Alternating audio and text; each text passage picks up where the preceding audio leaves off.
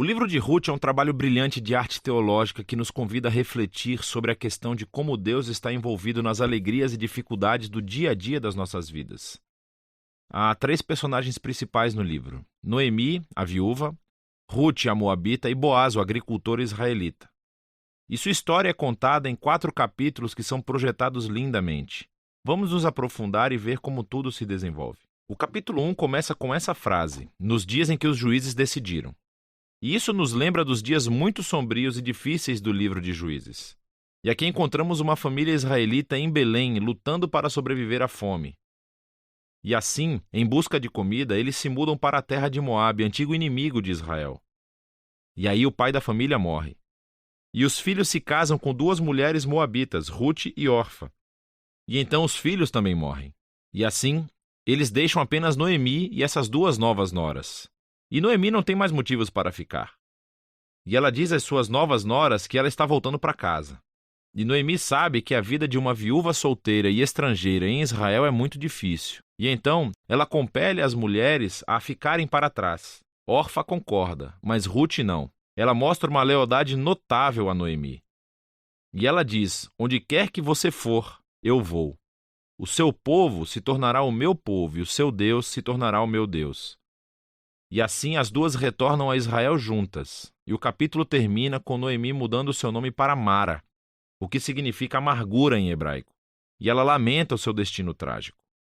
O capítulo 2 começa com Noemi e Ruth discutindo onde vão encontrar comida. E acontece que é o começo da colheita da cevada. E assim, Ruth sai em busca de comida e acontece que ela acaba colhendo grãos no campo de um homem chamado Boaz, que por acaso é parente de Noemi. Nos é dito que Boaz é um homem de caráter nobre, e ele observa a Ruth. E assim, depois de descobrir mais sobre a sua história, ele mostra uma generosidade notável a ela. Ele permite que a imigrante Ruth possa colher grãos em seu campo. E ao fazê-lo, Boaz realmente obedece a um mandamento explícito da Torá, que é mostrar generosidade aos imigrantes e aos pobres. Boaz está tão impressionado com a lealdade de Ruth a Noemi que ora por ela para que Deus a recompense por sua ousadia. Então Ruth chega em casa naquela noite e Noemi descobre que ela conheceu Boaz e ela está emocionada. Ela diz que Boaz é o resgatador da sua família.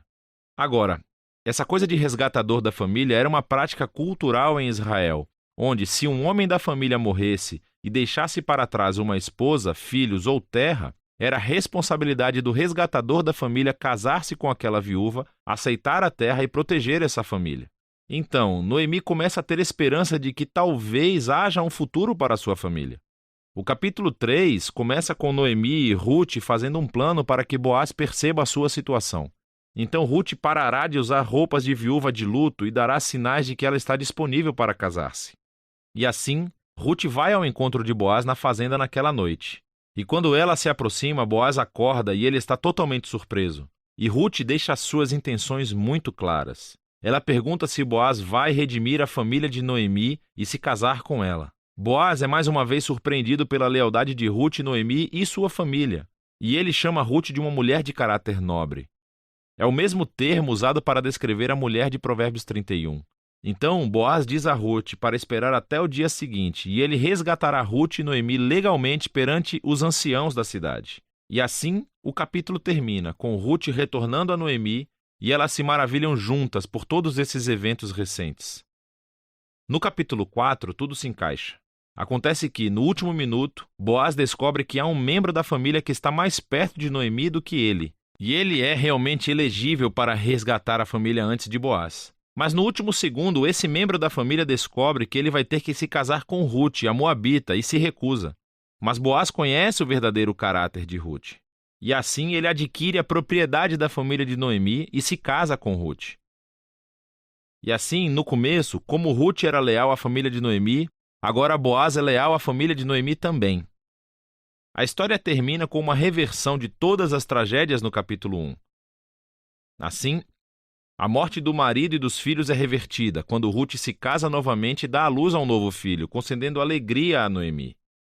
E essa simetria entre abertura e encerramento é ainda mais notável.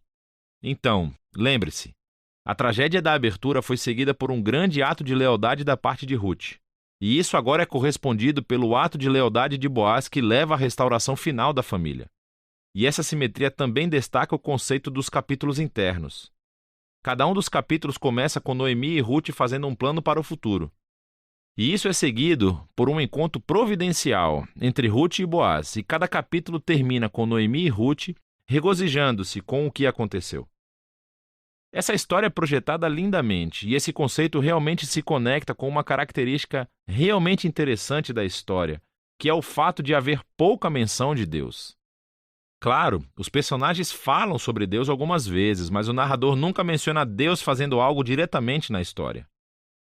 E esse é o seu brilhantismo, porque a providência de Deus está em ação por trás de cada cena dessa história, tecendo as circunstâncias e as escolhas de todos esses personagens. Então, a tragédia de Noemi a leva a pensar que Deus a está punindo.